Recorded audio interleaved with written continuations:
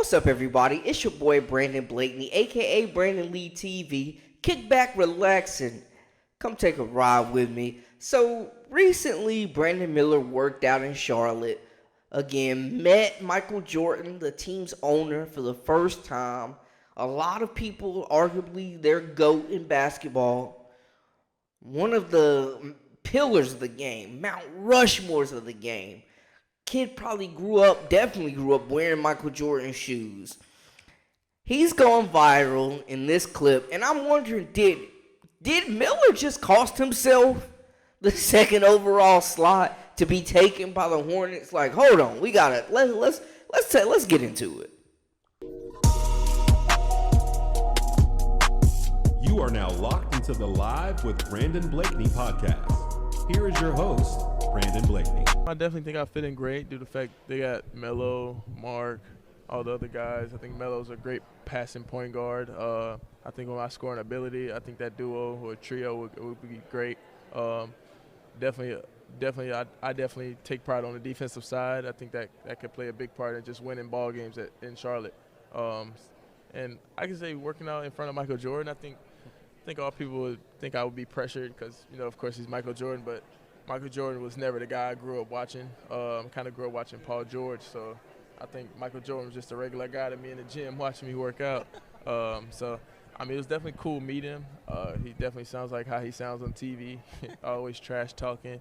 So I just really had a fun time with him. But you also mentioned within that he's just like he is on TV. He's talking trash. So what did he say to you? He told me I was just a shooter, just shooting threes.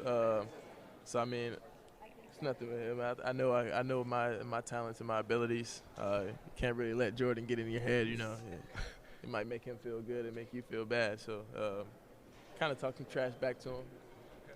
I witnessed him airball the free throw, too.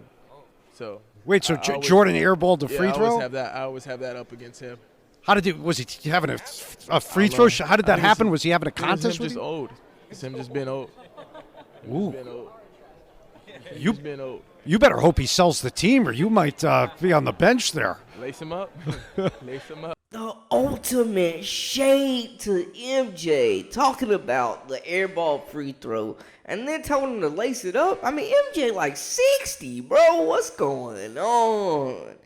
Like, man, it was like a troll. I'm not taking it serious, but, bro, that's kind of borderline disrespectful. And now all these reports are coming out. The Vegas odds are out that Scoot Henderson is the favorite to go number 2 by a mile. And maybe this has nothing to do with anything, and they were going to take Scoot the whole time. But did this actually help Miller's case? I don't know. He might have blown up his spot. Would you talk trash to your potential boss in a job interview and then expect to get the job? Would you? Because I wouldn't. I'm going to be honest with you, man. My boy came in, seeming a little cocky, talking a little bit of that noise. Now, apparently his workout was really good, though, and he impressed the Hornets brass. We know at this point, 6'9", knockdown shooter. He said MJ kept calling him a shooter. Obviously much more than a shooter. Very Brandon Ingram-esque, being able to put the ball on the floor. Paul George back in Indy. The playmaking ability, can get to the cup, can use that length, that long stride to get those paint touches. But obviously a knockdown shooter, and you need shooting in today's NBA. At 6'9", a lot of upside on the defensive end, potential versatility to be able to guard multiple spots. In my opinion, if we were talking about solely fit-wise, he would slide into that starting 2 or starting 3 spot for the Hornets to be able to provide that perimeter scoring points they need that Gordon Hayward has not been able to give, that they missed with Miles Bridges this year. They need a shooter and somebody that can lock up on defense. Brandon Miller is that. Can provide that size on the wing and in the backcourt with Melo. Gives Melo another option to get the ball to, man. You have your point guard locked up for the future. One of the game's brightest stars coming in. He's not going to say no to that $200 million. So he's going to sign the extension. Guys ain't saying no to that $200 million. Are you crazy? So he's going to sign the extension. But all roads are saying that it's going to be Scoot Henderson as the pick. Now, don't get me wrong. In any other draft that Wemby wasn't in, Scoot would be the number 1 pick. He's the franchise cornerstone. He's D Rose with great knees. He's Russell Westbrook in his prime. No disrespect. Like, no disrespect to either of those guys. Those two of the most explosive, most influential athletes to play the game. But he is in that mold. Scoot Henderson is. He's been dominating the G League for 2 years. I mean, as a 17-year-old, he gave Kuminga and Moses Moody a 30 ball. Like, you know what I'm saying? Like, we talking about a special prospect here. And it looks like all fingers are pointing to him being a can't-miss prospect and lining up with the Hornets. Now, the Hornets organization has been vocal, coaching staff, about how they're not going for fit. They're not in a position to go for fit. They got to get talent. They got to acquire assets and get the best player available. And that would be Scoot. So it's looking like Henderson's going to be the guy to be playing next to Melo in Charlotte. Both of these guys are ball-dominant guards, lead guards. Scoot ain't exactly a catch-and-shoot, knockdown shooter, so you would think Melo would be playing more of the two-guard, which, I mean, isn't really great. You don't want him off ball. But, you know, I'm sure that they've thought of different schematics and how this lineup would work with both of them. Scoot obviously going to be able to create space as far as getting into the lane, getting paint touches, gives you a secondary creator, ball handler, and playmaker.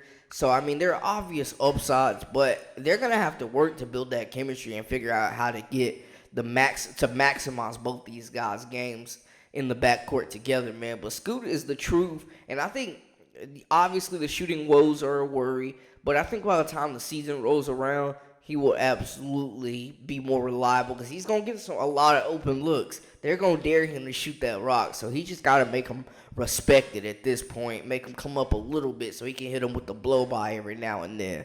But, hey, the Hornets stacking talent.